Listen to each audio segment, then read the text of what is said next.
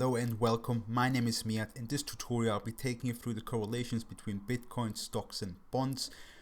The majority of Bitcoin traders are not really sure where the correlation lies with stocks and bonds. You might have overlaid some charts with stocks and thought, okay, stocks and Bitcoin seem to be moving hand in hand, but also bonds play a big role in the whole market structure and where the yields are headed. So in this very short video I'll be cramming a lot of information in regards to where the correlations are. What does bond relate to stocks and also to Bitcoin, and I will simplify it a lot, what makes it puts you in the space to be able to analyze it effectively, also trade it on a week-to-week basis. I personally have 9 years experience in trading FX currencies mostly. My emphasis mostly been on analyzing stocks and bonds as part of the risk profile in the market to understand where the trends are, where the fuel is behind the trend, and to take the guessing game out and just know where the trends are headed. That's been the majority of my work. And hopefully I'll be able to create the same flow of understanding as we discuss Bitcoin going further. For this tutorial, what I want you to do is I want you to set yourself apart from your peers. Most of your peers start their trade ideas with their stop loss. I want you to start your trade ideas broadening your view. Where's the trend? Where are the turning points? When you start your trade analysis and your trade ideas from your stop loss, you're always on the back foot.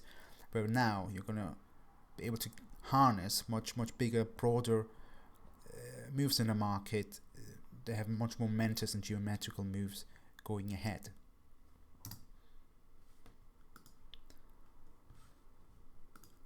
So just to quickly, we have a quick look at the correlations. We have a quick view at what Paul Tudor Jones' role was last year in introducing Bitcoin as an inflation protection asset.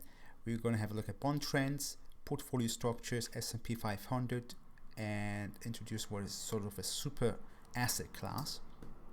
So this chart you can see here, S&P 500 in blue, the 10-year bond yield in orange, and the candlestick chart is your Bitcoin chart intraday. Now the gray areas are your weekends where the other markets are short but Bitcoin is still open. Visually it's very obvious they're very correlated, very smoothly moving together. There might be some intraday discrepancies, but largely the flows are mostly one directional and in unison. But where do you start? So you got a correlation with stocks, you got a correlation with bond yields, and you want to trade Bitcoin. Where do you start? Where do you start looking at?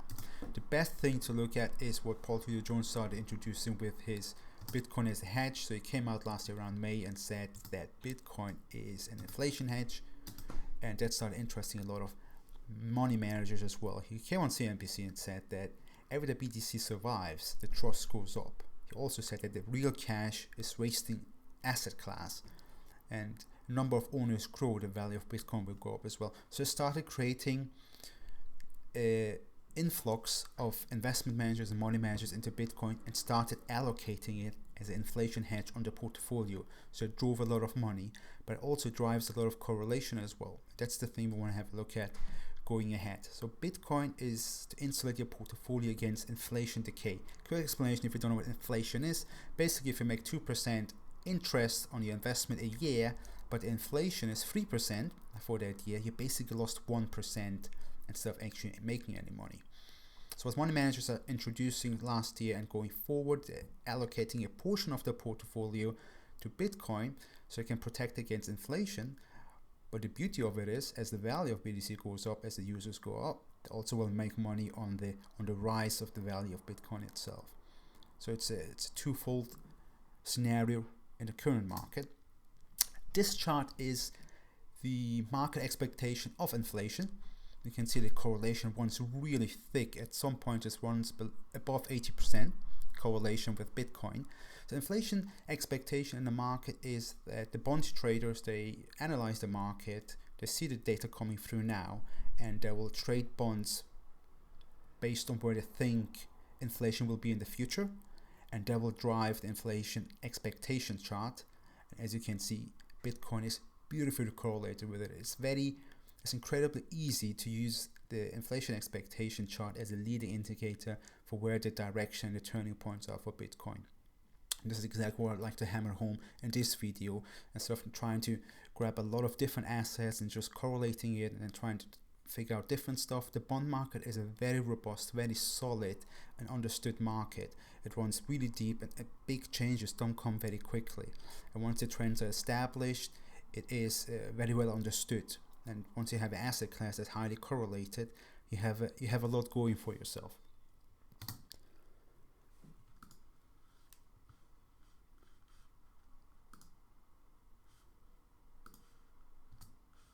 So in this chart, what we have a look at is, I see a lot of traders that are correlating S&P 500 with Bitcoin.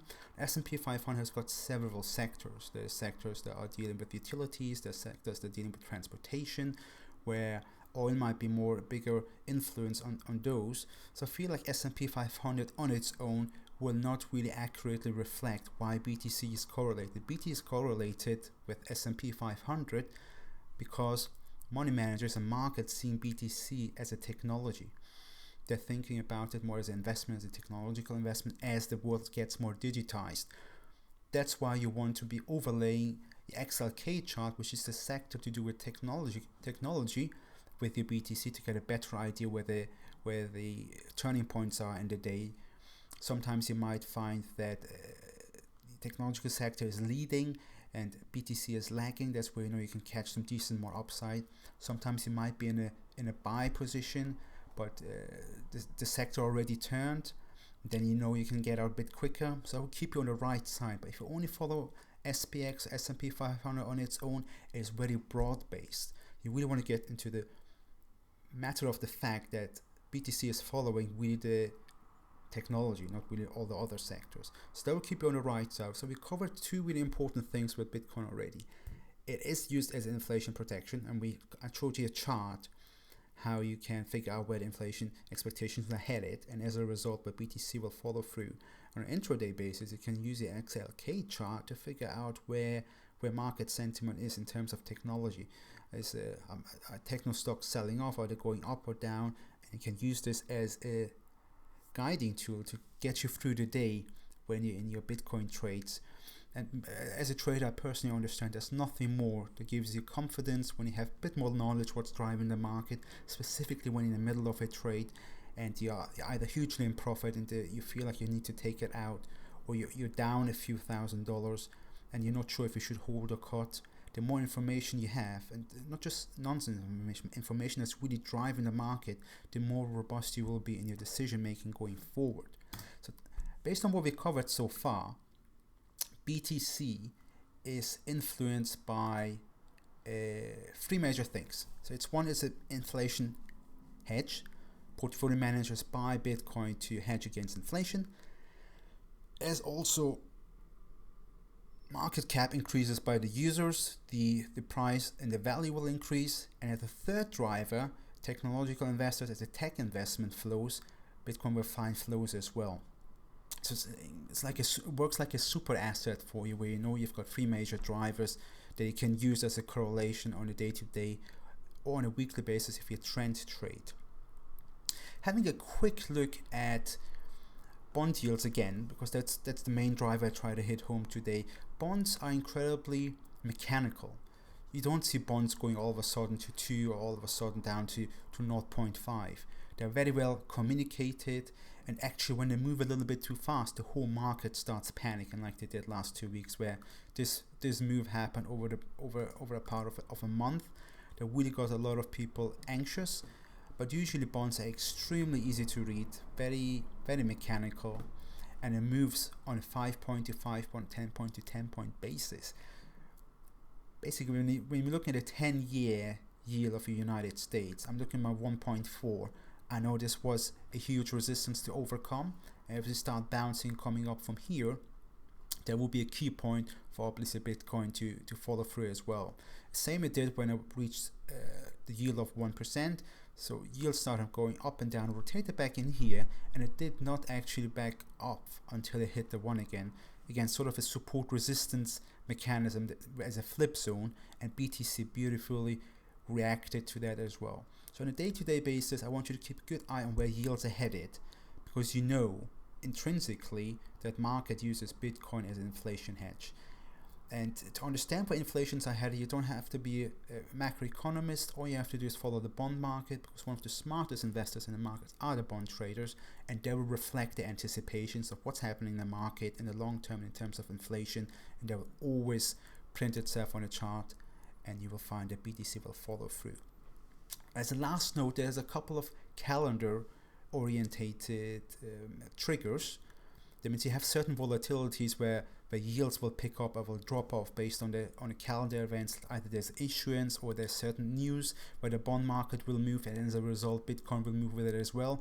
So I can't cover this in video, but I highly recommend that you do follow the calendar, do follow the news, how yields are reacting, and as a result, if you can exploit that, if there's a sort of a bubble or divergence building up with Bitcoin as well, catch a little bit more upside. So it was a lot to be covered in a very short time span. It's a big subject in terms of inflation expectations and how it really starts to feed in different types of asset flows. But this will keep you on the right path going forward, where you really understand where trends are headed, where you know where yields are headed. They're headed currently higher, and if we chop about, or if we grind, eventually coming out of the summer, they will be looking to go higher again. And a few years down the line, when they start coming off, you'll be able to see how that reacts into Bitcoin as well. So I hope you enjoyed that video, and looking to do a few more of these in the future. Thank you.